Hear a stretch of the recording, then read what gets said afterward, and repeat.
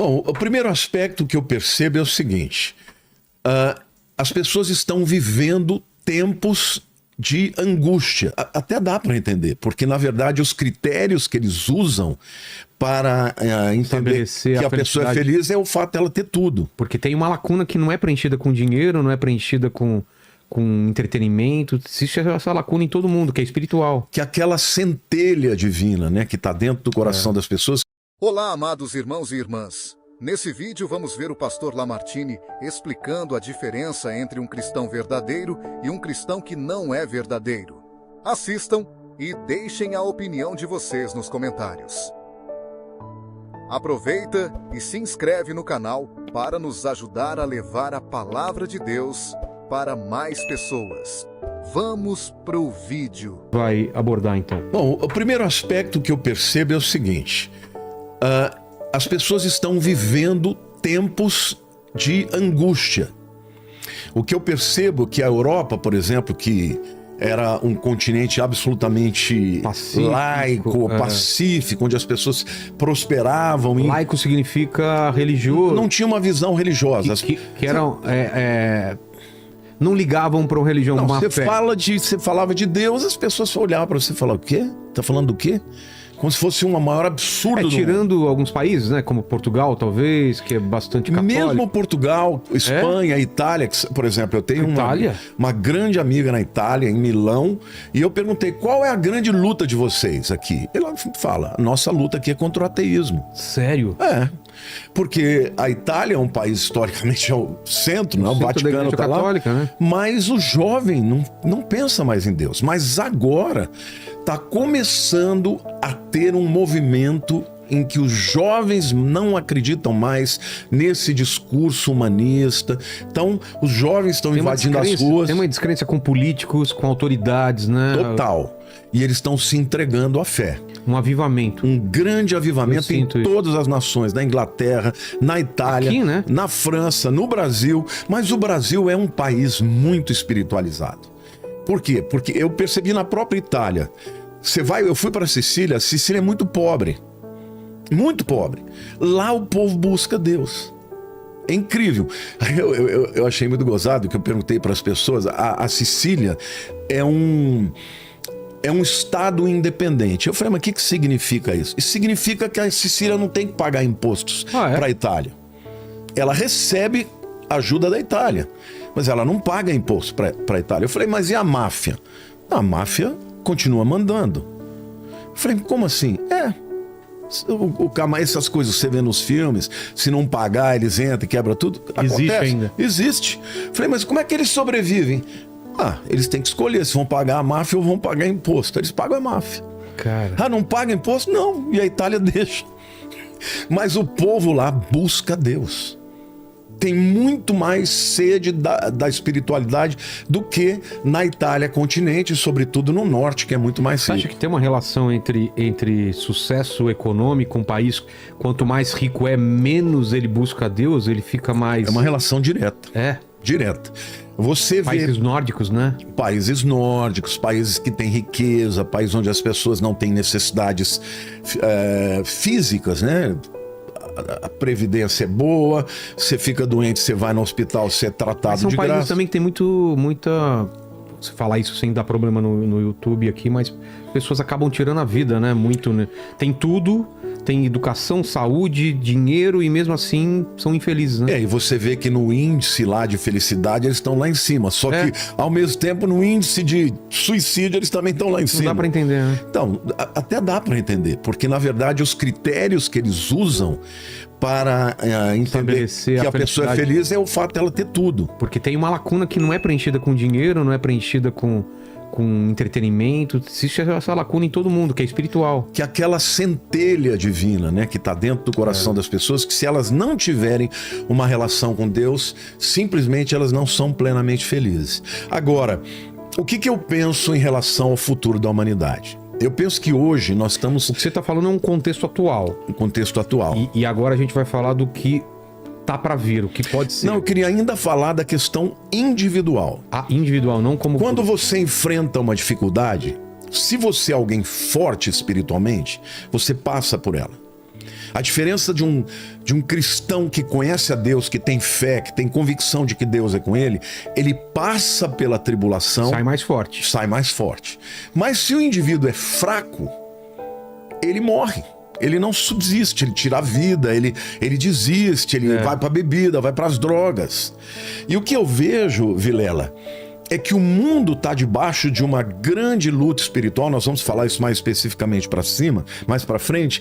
Mas o que eu percebo é que, por exemplo, em países onde não existe liberdade, onde o evangelho é perseguido, as pessoas estão dispostas a morrer muitas vezes. Tem gente que fala que isso é mentira, mas existe muitos países onde tem perseguição. Que isso, né? Eu sigo o pessoal das Portas Abertas.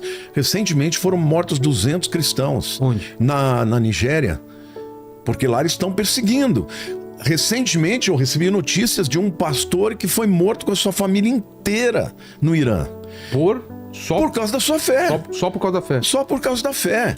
E deram um prazo para ele negar, entendeu? E ele não tinha passado dessa fase na história, mas não passamos. Né? Não, na Síria existem muitas mulheres, mas muitas mulheres que perdem os seus maridos que eram cristãos e que ficam sozinhas. Eu faço parte de um grupo chamado GKPN, que é um grupo de pastores de grandes igrejas. Nós ajudamos essas mulheres na Síria. No Egito existe perseguição também. Então a verdade é que nesses lugares onde o evangelho não é livre, os cristãos são fortes. Mas em países onde a liberdade para se pregar o evangelho existe, como o Brasil, por exemplo, a gente tem visto que Satanás está trazendo um outro evangelho. Você já ouviu falar da parábola do joio e do trigo? Sim. A parábola do joio e do trigo, eu vou contar para vocês. É dos tipos de terreno, essa daí ou não? Não, essa é do semeador. Ah, do semeador, né? A do joio e do trigo é o seguinte, o joio e o trigo, eles são muito semelhantes. Você olha, você não sabe a diferença. Igualzinho. Joio é tipo de um... O joio, ele é uma praga, que é colocada no meio do trigo. Qual é a diferença? Você só percebe o que é joio e o que é trigo na hora da colheita. Quando floresce. Quando nasce. Não, quando tá para colher mesmo. Por quê? Porque o trigo, ele fica muito pesado e o ramo ele dobra. E o joio não tem nada dentro do... Então ele permanece em pé. Então Jesus ele disse assim que enquanto os homens dormiam, veio o inimigo deles, semeou o joio no meio do trigo e retirou-se. E quando a erva cresceu e produziu fruto, apareceu também o joio. Jesus está dizendo que o falso evangelho que seria pregado, ele se pareceria com o verdadeiro evangelho. Só que a diferença é que ele não teria o fruto. E ele diz que é Satanás quem vem. O indivíduo era um fazendeiro, ele plantou a semente de trigo, mas no meio da noite veio o inimigo e plantou o joio junto. E eles começaram a crescer e Jesus diz, não dá para você tirar um. Ah lá, tá vendo? É bem parecido mesmo. Isso é... Só que ele pegou um trigo que já está na fase de colher e o outro que está verdinho. Porque o trigo, quando ele está... Fica muito parecido? Ele fica verdinho também. O trigo, quando é plantado, é verde. Ele só fica assim quando ele está para ser na colheita já. Então é praticamente impossível você arrancar o joio sem arrancar o trigo. O que Jesus está dizendo? Que... é na colheita, é na vinda do Senhor que aquilo que era parecido, mas não era, vai ser separado daquilo que é de verdade. Agora, o que acontece quando você vê uma igreja cheia de joio? Você vê cristãos que parecem cristãos, que falam como cristãos. Que é pior do que o ateu, eu acho. Muito pior, porque ele engana os outros. Essa é a questão. Quando você vê um ateu combatendo a fé, é mais fácil, porque ele sabe. Você sabe que aquele camarada é um ateu. Mas quando ele se traveste de cristão, mas vem com um discurso fraco, ele forma homens fracos. E aonde eu quero chegar aqui? Nós estamos vivendo um tempo em que o evangelho, por um lado, está sendo pregado em todo o mundo, tá? E aqui eu comecei dizendo que mais uma vez eu tenho que te agradecer, toda vez eu tenho que agradecer, e não é puxação de saco, mas na verdade, gente, esse programa aqui tem me levado para muitos lugares. Na Itália, eu estava na Itália, preguei em italiano, pela primeira vez, fiz toda a turnê em italiano. Entendeu? Fala italiano? Parlo italiano benissimo. O Lene também? O Lene também fala alguma coisa italiano, Lene? Falo muito bem, mas va bene. Como é que você fala de palavra em italiano? O pior é que eu sei uns palavrão em italiano. Não, é pastor. Parola. Lembra da música? É. Parola e palavras. Então, eu nos lugares que eu ia, muita gente vinha me visitar e falar, eu não perco uma entrevista sua no Vilela. Falei, mas você entende? Eu passei a entender depois que eu comecei a ouvir italiano. Que doideira. Tô falando de italiano. Eu fui em igrejas que não tinham brasileiro. Então tá chegando lá. Poxa, que... E Jesus falou, Vilela, que o evangelho seria pregado no mundo inteiro. Ele diz assim, Jesus fala, né? E será pregado esse evangelho do reino por todo mundo, para testemunha a todas as nações. Então virá o fim. Então, nós estamos vivendo um tempo em que o evangelho está sendo oferecido. Quando você traz, não só a mim, muitos outros padres e pastores que pregam a palavra, você está sendo um instrumento para levar, para que essa profecia se cumpra. E muito jovem assiste. Isso que é muito jovem. Isso é muito legal. Então, o que acontece? O evangelho chega, mas chega também aquele evangelho falso, que é o joio. E esse evangelho falso, ele produz cristãos fracos, que se vier uma perseguição, esse povo não aguenta. Então, o que eu penso que está acontecendo do ponto de vista humano é que muitas vezes, até dentro das igrejas, as pessoas estão abdicando da Bíblia e procurando outras narrativas. Mas a pergunta que todo mundo deve estar se fazendo em casa é como eu diferencio o joio do trigo nessa parte de É muito simples. religião. A mensagem do evangelho é a mensagem da cruz. Jesus disse, quem quiser me seguir, tome as suas cruzes e negue. Disso. Você vê pessoas que não falam de cruz, que não falam de sacrifício, que não falam de abrir mão, não falam de santificação. As pessoas falam do quê? Vem pro evangelho, que você vai ser rico, que você vai prosperar. Isso é mentira. Por quê? Porque uma teologia que só vale em alguns lugares... Jesus falando isso daí, ó. Não, Jesus nunca falou sobre... Vem aqui que você vai ganhar um carrão. Não é? Não tinha carro, né? Agora, você nunca ouviu pessoas vai ganhar falando um jegue. sobre isso? Não, é o contrário, né? Quem quiser vir após mim, tome a sua cruz e negue-se. Então, o evangelho de Cristo é o evangelho de negar-se, de morrer para poder viver. Jesus disse, se o grão de trigo caindo na terra não morrer, fica ele só. Ele estava falando em primeiro lugar dele mesmo que tinha que morrer. Mas nós devemos copiar o modelo de Jesus. Então o cristianismo, ele traz bênçãos, a fé traz muitas bênçãos, mas traz embates. E pessoas que são fortes são pessoas que vão aprender a lidar com as lutas sem fugir, sem desistir. Não existe caminhada com Jesus sem luta, porque tem muita gente que fala, eu me converti e continuo tendo problema, continuo tendo dificuldade. Às vezes aumenta. Eles acham que é uma coisa mágica, né? Tipo, agora os problemas acabaram. Às vezes que eu fiquei afastado e quando eu voltei, aí é que as coisas complicam. Lógico. Porque você tá afastado, ninguém tá... Você já tá do outro lado. Ninguém tá preocupado contigo. O problema é quando você tá voltando e tá trazendo mais gente. Aí tudo muda. Você sabe que a prova, ela vem pro indivíduo por duas razões. Ou para aprová-lo ou para reprová-lo. Agora, você só cresce na luta. Eu digo que a vitória você celebra, mas você cresce na luta. Por exemplo, você vai à academia, não vai? Vou.